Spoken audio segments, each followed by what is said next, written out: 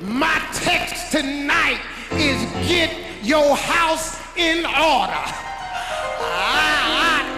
I know you might be thinking right now, pastors, you talking about getting ready to go to heaven? That ain't what I'm talking about.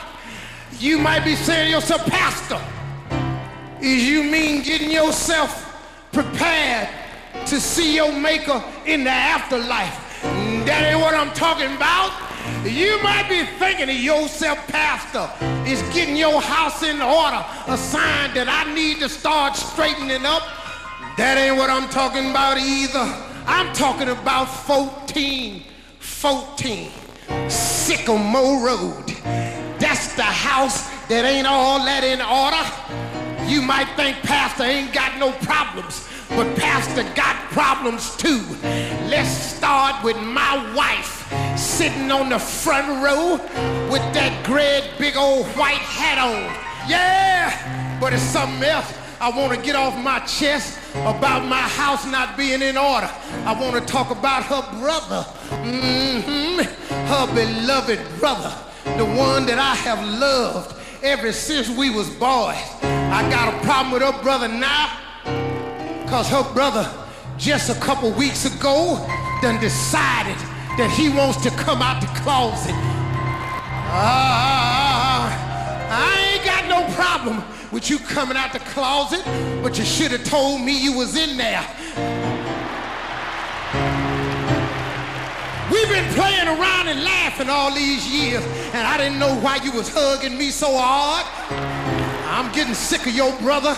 And another thing, tell your brother when I'm watching TV to quit walking in front of me with your bathrobe on. You tell that to your brother, cause I ain't got it going on like that. And since he gonna wear the robe, why don't he put that white hat on, the one I don't like either? And another thing, I know we on a touchy subject, cause y'all sitting here has changed your position in your seat, but I'm gonna stay on the subject cause I feel like it. Tell your brother to stop smacking his lips every time he speak to me. You know, sometimes I want to come to you. Why does he always have to taste himself before he talk? Is he checking to see if he's still sweet? Cause he sure is. Stop slapping your lips when you talk to me. I'm your brother. Am I getting it right, sister? Everything all right over there? I hear you, amen.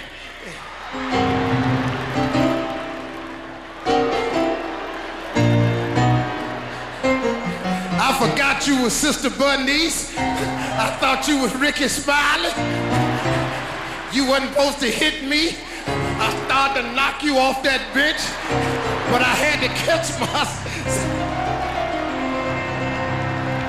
God ain't through with me yet. Please don't trip. Now, let's talk about these kids. I want to get that out right now. Especially that oldest one, the one that don't look nothing like me. I've been waiting on the blood test for 12 years. I think the blood test then came and gone on the same day. I think you'd have took it out the mailbox, cause I've been looking at this little big head boy. Ain't nobody in my family got a head that big. I done looked all in your family. Ain't nobody got a head that big. But Deacon Raymond Pettigrew got a head that big.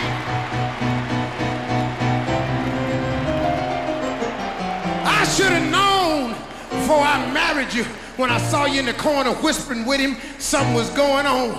Ain't nobody got a head like that except Deacon Pettigrew, but I'm gonna raise him, cause I'm a man and I said that I would. So I'm gonna let bygone be bygone.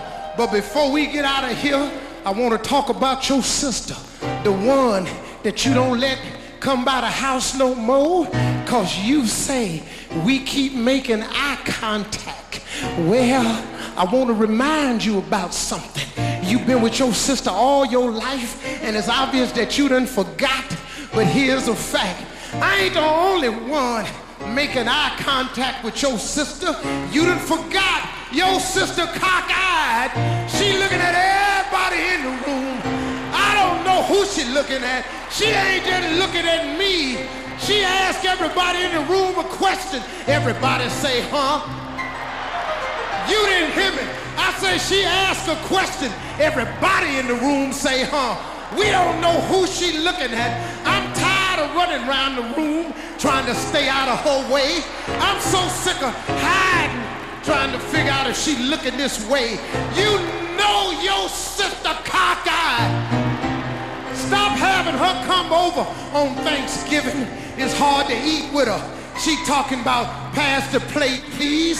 I got to hand her everything on the table before I get it right. Her eyes are just cocked, looking all over the place. I don't know what she want to eat. Doors of the church is now open.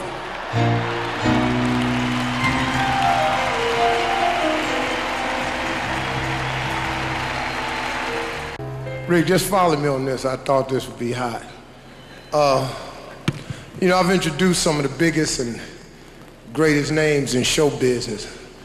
My career been good, man. God done a lot for me in 20 years. Really has, man. I done bought out some names, man. You know, when you're in this business, you know that matters. What you do counts in this business. We just talking about what I do for a living.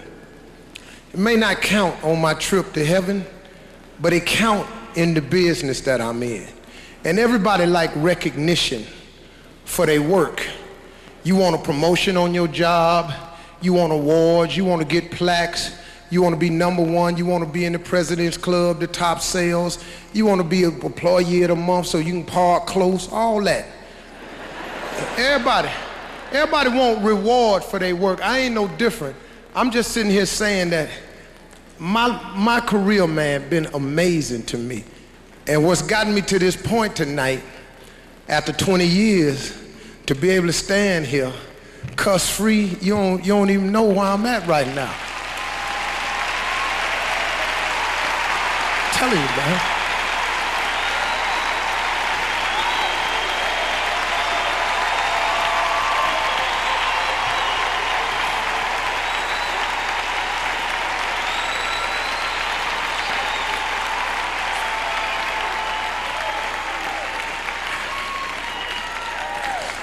And having introduced some of the biggest names in the world, from secular music to gospel, I hosted Showtime at the Apollo longer than anybody. I done won 9 NAACP Image Awards. I won NAACP Entertainer of the Year. I've hosted the BET Awards. Me and Said started that. I've hosted the Essence Awards. I've hosted BET Comedy Awards. I've hosted every celebration of gospel that they've ever had. I was sitting up thinking to myself, and just go with me on this.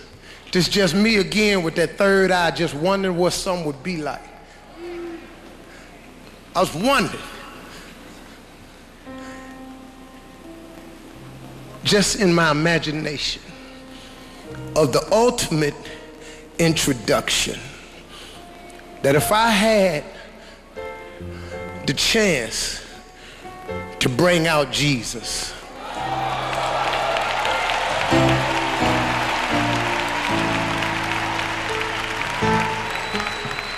I was thinking, what would I say with this third eye, with my ability as a comedian? What would I say if somebody let me introduce him? Because he gonna get introduced one day. It's what my mama has always.